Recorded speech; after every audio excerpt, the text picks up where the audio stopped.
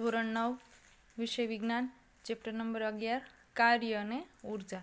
એમાં આપણે કાર્ય વિશે જોવાનું છે, ઉર્જા વિશે, ઉર્જાના વિવિધ પ્રકાર જેમ કે ગતિ ઉર્જા, સ્થિતિ ઉર્જા તેમજ ઉર્જા સંરક્ષણનો નિયમ જોવાનો છે અને કાર્ય કરવાનો દર એટલે શું એ જોવાનું રહેશે. સૌથી પહેલાં તો આપણે પ્રસ્તાવના જોઈએ કે રોજિંદા જીવનમાં કાર્યનો આપણે અર્થ શું છે. તો કે જુદી જુદી પ્રવૃત્તિઓ કરવા માટે આપણે સજીવોને ખોરાકની જરૂર પડે છે. ખોરાક આ પ્રવૃત્તિઓ કરવા માટે આપણને ઉર્જા પૂરી પાડે છે. જીવિત રહેવા માટે દરેક સજીવને અનેક મૂળભૂત ગતિવિધિઓ અને શારીરિક કામો કરવા પડે છે. આ મૂળભૂત ગતિવિધિ એટલે કે પ્રવૃત્તિઓને જૈવિક પ્રક્રિયા કહેવામાં આવે છે. કેટલાક કાર્યો જેમ કે રમવું, ગાવું, ભણવું, લખવું, વિચારવું, કૂદવું, દોડવું તથા સાયકલ ચલાવવી વગેરે માટે આપણને ઉર્જા જરૂરી પડે છે. પ્રાણીઓને પણ દોડવું, કૂદવું, લડવું, પોતાના દુશ્મનોને દૂર ભાગવું વગેરે માટે ઉર્જાની જરૂર હોય છે. રોજિંદા જીવનમાં થતી ઉપરોક્ત વિવિધ પ્રવૃત્તિ એટલે કે કામને આપણે કાર્ય કહીએ છીએ. રોજિંદા જીવનમાં કાર્ય શબ્દનો અર્થ અને વિજ્ઞાનમાં કામ શબ્દનો અર્થ તદ્દન ભિન્ન છે.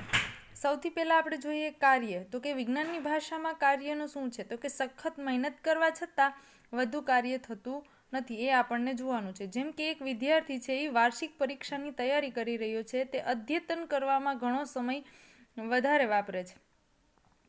તે પુસ્તક વાંચે છે, ચિત્ર બનાવે છે, પોતાના વિચારોને વ્યવસ્થિત ક્રમબદ્ધ કરે છે, પ્રશ્નપત્રો એકઠા કરે છે, વર્ગખંડમાં હાજર રહે છે, પોતાના મિત્રો સાથે સમસ્યાઓ પર વિચાર વિમર્શ કરે છે અને તે પ્રયોગો પણ કરે છે.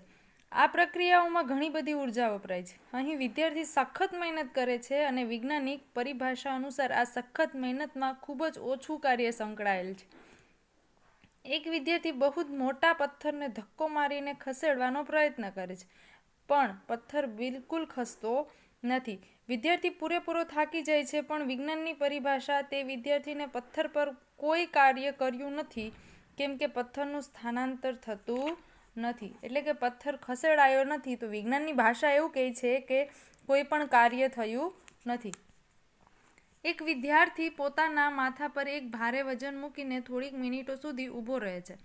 તે કંટાળી જાય છે, થાકી જાય છે તથા તે પોતાની ઘણી બધી શક્તિ વાપરી નાખે છે.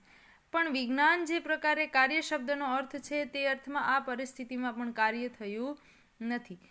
આ ઉદાહરણો એવી રીતે સ્પષ્ટ થાય છે કે સખત મહેનત કરવા છતાં વધુ કાર્ય થતું નથી. ટૂંકમાં કાર્ય શું છે તે આ વાત પર આધારિત છે કે તેને કેવી રીતે વર્ણવવામાં આવે છે. રોજિંદા જીવનમાં થતું કાર્ય અને વૈજ્ઞાનિક કાર્ય તદ્દન અલગ જ છે.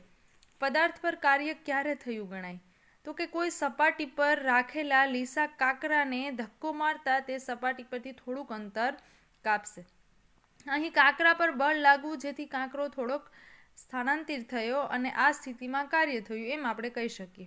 એક છોકરી છે કોઈ ટ્રોલીને ખેંચે છે અને ટ્રોલી થોડું અંતર કાપે છે. છોકરીએ ટ્રોલી પર બળ લગાડ્યું અને તેનું સ્થાનાંતર થયું. એટલે કે છોકરીએ ટ્રોલી ખેંચી તો એના પર બળ લાગ્યું. સ્થાનાંતર એટલે એક જગ્યાએથી બીજી જગ્યાએ થયું. એટલે કે એની સ્થાનાંતર થયું તો એના ઉપર કાર્ય થયું એમ આપણે કહી શકીએ. એક વિદ્યાર્થી પુસ્તકને થોડે ઊંચે સુધી ઉપાડે છે. આવું કરવામાં તે બળ લગાડે છે. પુસ્તક ઊંચું થાય છે. અંતે પુસ્તક ઉપર બળ લાગ્યું અને પુસ્તક ગતિમાન થયું. એટલે કે એના ઉપર પણ કાર્ય થયું એમ આપણે કહી શકાય. આ ઉદાહરણોને ધ્યાનપૂર્વક જોતા સ્પષ્ટ થાય છે કે કાર્ય થવા માટે બે શરતો હોવી જરૂરી છે. એક તો પદાર્થ પણ કંઈક બળ લાગવું જોઈએ અને બીજી એ પરિસ્થિતિ કે પદાર્થનું સ્થાનાંતર થવું જોઈએ. આ બે શરતો છે જે પાલન થવી જોઈએ તો આપણને ખ્યાલ આવે કે એના ઉપર કાર્ય થયું છે. હવે છે અચળ બળ વડે થતા કાર્યનું સૂત્ર. તો કે પદાર્થ પર લાગતા બળના મૂલ્ય અને એના ઉપર જે બળ લાગે છે જે સમયગાળા દરમિયાન લાગ્યું હોય તે સમયગાળા દરમિયાન બળની દિશામાં પદાર્થમાં થયેલું સ્થાનાંતર છે એના મૂલ્યના ગુણનફળને પદાર્થ પર થતું કાર્ય કહેવાય છે. ફરી એકવાર બોલું છું, પદાર્થ પર લાગતા બળના મૂલ્ય અને જે સમયગાળા દરમિયાન લાગતું હોય તે સમયગાળા દરમિયાન જે બળની દિશા છે એ પદાર્થના સ્થાનાંતરના મૂલ્યના ગુણનફળને પદાર્થનું કાર્ય કહેવાય છે. હવે છે પદાર્થના અચળ બળ વડે પદાર્થ પર જે કાર્ય થાય એના માટેનું સૂત્ર છે, કાર્યનું સૂત્ર, એ જોશું આપણે નેક્સ્ટ વિડીયોમાં.